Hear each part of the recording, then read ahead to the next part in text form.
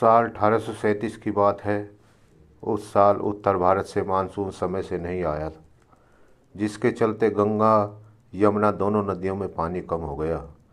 ऐसा सूखा पड़ा कि 8 लाख जनों को लील गया। लोग घबराकर घर छोड़ने लगे और ब्रिटिश ईस्ट इंडिया कंपनी ने अपने शासनकाल में ऐसा अकाल पहली बार देख रही थी। लोग अपनी ज़मीनें छोड़ छोड़कर भाग जाया करते थे। तब प्रोबी थॉमस कोटली के लंबे संघर्ष और प्रयास के चलते ही साल 1854 में ये गंगा पर गंगा नहर बनकर तैयार हुई। 8 अप्रैल 1854 को इस पहली बार देखा गया। तब इसकी कुल लंबाई 560 किलोमीटर थी।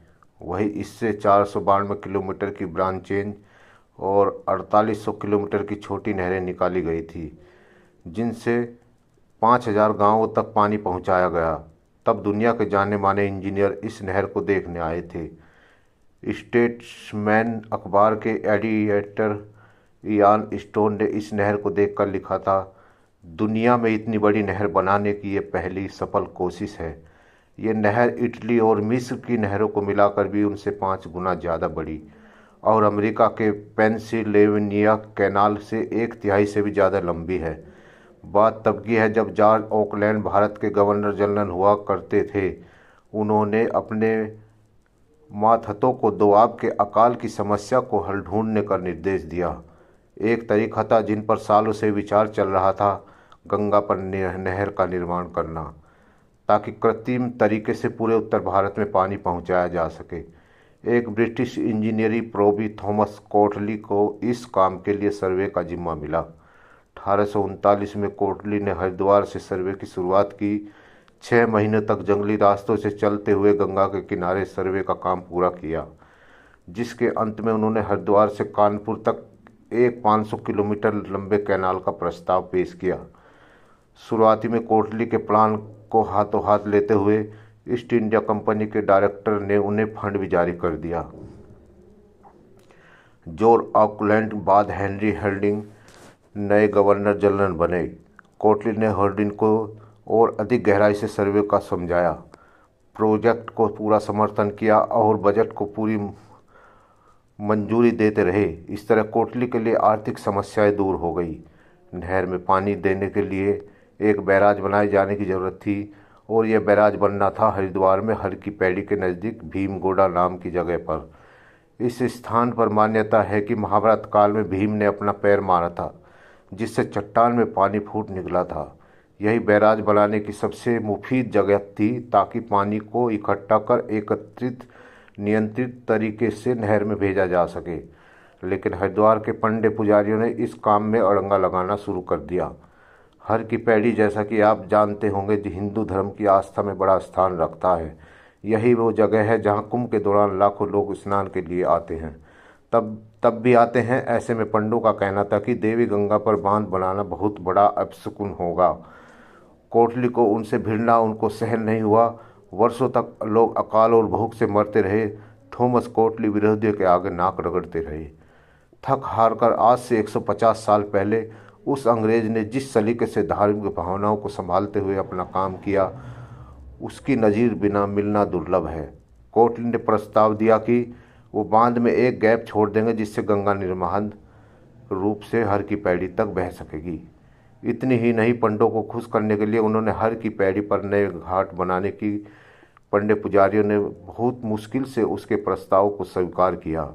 जब भीमगोड़ा में बैराज बनाने की शुरुआत हुई, कोटली ने गणेश पूजा करवाकर इस काम की शुरुआत की। आप सोच सकते हैं नहर बनाने में आ रही धार्मिक सामाजिक चुनौतियों का जिस प्रकार से इस अंग्रेज इंजीनियर ने सामना किया होगा, कैसे समाधान हुआ होगा। हरिद्वार से रुड़की तक नहर का काम बिना ज़्यादा रुकावटों के हो गया, लेकिन रुड़की में सोलानी नदी रास्ते में पड़ती थी, जिसका बहाव बराबर नहर को काट डालता था। इसके लिए कोटली ने एक नया रास्ता खोजा। उन्होंने सोलानी के ऊपर लगभग आधे किलोमीटर तक एक्वाड का निर्माण कराया। यानी इस आधे किलोमीटर में नहर आपकी नदी के ऊपर बहती हुई मिलेगी।